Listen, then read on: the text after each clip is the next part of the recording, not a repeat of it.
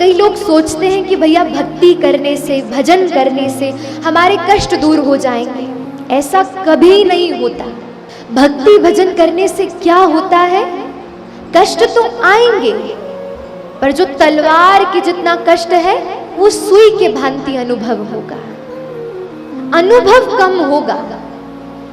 मतलब जब हम भक्ति से विमुख थे तो कष्ट हमें पहाड़ के जैसे लगेगा, लेकिन जब हम भक्ति में आ जाएंगे तो कष्ट हमको एक कंकर के जैसे लगेगा।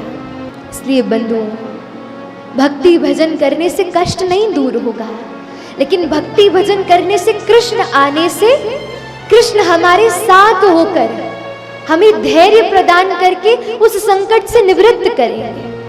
और भागवत जी क्या देंगी, कृष्ण से शिवदम संबंध। शिवदम यानी कि कल्याणकारी।